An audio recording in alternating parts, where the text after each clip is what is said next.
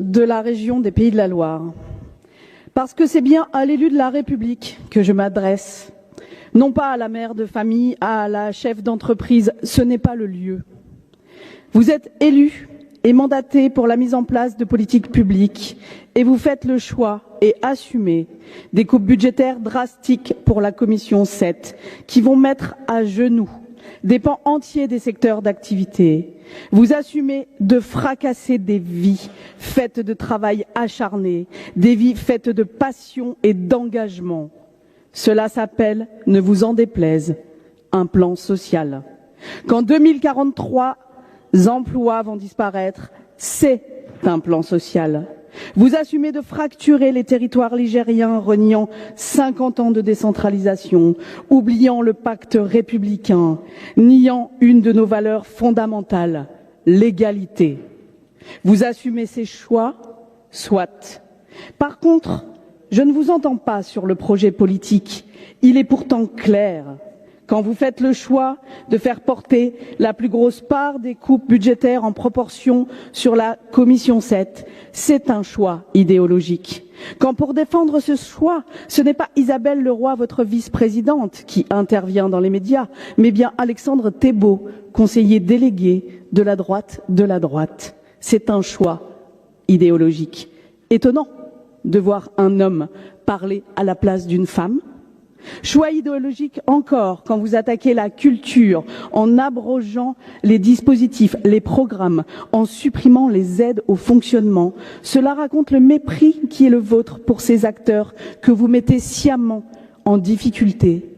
À 2 mois du début du festival Premier Plan, alors que tout est engagé, budget, programmation, contrat de travail, vous annoncez la fin de la subvention et vous provoquez le déficit du festival. C'est irresponsable. Quand les coupes touchent les acteurs des territoires ruraux, les impacts sont vertigineux pour l'emploi. Mayenne, identifié comme étant hors de l'attractivité des villes. Impact, perte de la trésorerie, mise en péril des projets programmés, mise en péril des emplois. Compagnie de la Chaise Rouge, Maine-et-Loire, Ombré d'Anjou. Impact, perte de l'emploi du permanent, mise en péril des embauches d'intermittents, de fait, plus de saison culturelle. Radio Prévert, Sarthe, Impact, gel de l'embauche, plus de présence de la radio pour des actions d'éducation aux médias hors les murs. Et ces exemples valent pour tous, partout. La ligue est immensément longue, madame. Choix idéologique parce que la culture, celle que vous portez, est un instrument à votre usage, au profit de votre propre image. Comme un étendard, vous brandissez avec force ma région virtuose. Un exemple. Vous décidez finalement de décliner le partenariat avec la ville d'Ancenis-Saint-Géréon. Pourquoi ?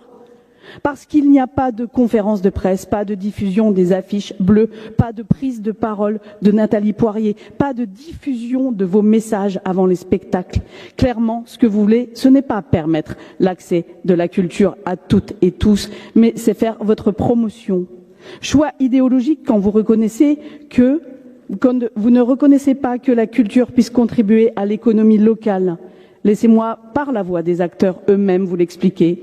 Une salle de concert nantaise perd sa subvention. C'est 19 concerts en moins. C'est 4000 heures de travail. C'est plus de 200 heures de prestations de sécurité. Plus de 100 nuitées d'hôtel. C'est près de 20 000 euros de commandes de marchandises. C'est plus de 350 repas commandés à un prestataire de Catherine. C'est une centaine de prestations de location, matériel, graphiste, pigiste, imprimeur, diffuseur, ménage, sans compter les retombées économiques générées par les publics, hôtellerie, restauration, visites, tourisme. Cet exemple aussi vaut pour le moindre événement. Il est révélateur de votre incohérence argumentative et prouve votre désintérêt pour les besoins des Ligériennes et des Ligériens. Car non, en période de crise, la culture n'est pas un luxe, elle permet de survivre. La période Covid en est la parfaite illustration. Ce désintérêt pour la population, c'est votre choix. Sinon, vous auriez préservé celles et ceux qui protègent. CIDFF, planning familial, solidarité femmes, SOS inceste. Ma collègue a fait un tableau éloquent des impacts pour les femmes et les enfants. Et le redire ici est important. suppression des actions de prévention, de sensibilisation, d'écoute, d'accueil, notamment en milieu rural, réduction des mises à l'abri de femmes victimes de violences, des enfants. Vous l'assumez en responsabilité, fiers de votre courage. Silence pour ceux et celles que vous abandonnez. Vous avez abusé de votre force et c'est l'exacte définition du mot violence. Madame la présidente de région, la violence originelle, c'est vous. Parce qu'il y a la violence des mots, laissant entendre que les acteurs de la commission 7 n'étaient pas méritants, pas au travail, mais consommateurs de l'argent des autres. Comment évaluer le mérite de l'écoutante du CIDFF?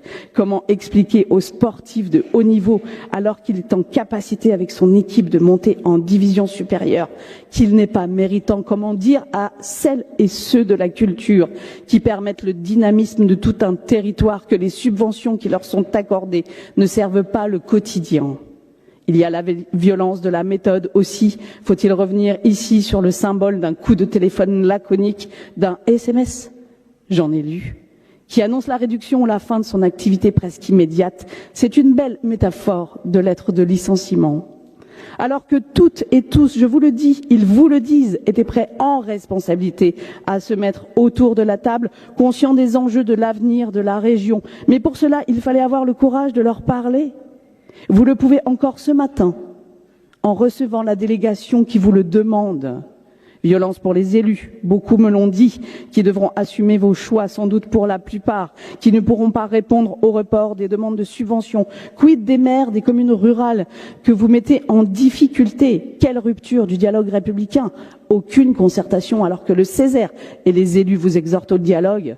Violence enfin envers la jeunesse, les Ligériennes et les Ligériens, parce que vous ouvrez la boîte de Pandore, parce que vous allez nous priver, vous priver de ceux qui luttent contre l'obscurantisme, contre l'extrémisme, la culture libre et indépendante qui permet l'émancipation et la lecture éclairée du vacarme du monde, le sport qui permet le vivre ensemble, le monde associatif qui fait société, les associations de femmes qui protègent et prennent soin.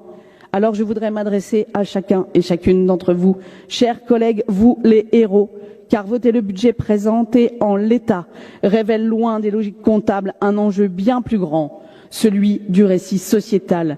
Et il semble de la plus grande importance que chacun et chacune ait conscience de son choix.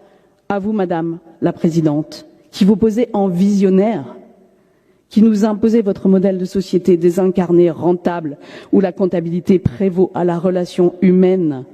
Nous vous disons que nous allons nous battre, pied à pied, pour continuer à soutenir ceux et celles que vous mettez au tapis. Parce que nous refusons votre modèle. Nous voulons une société de la libre expression, de la libre création, du rêve pour la jeunesse et du partage, du bouillonnement de l'esprit critique et de l'entraide, de la protection des plus vulnérables. À cela, Madame, nous sommes viscéralement attachés. Merci.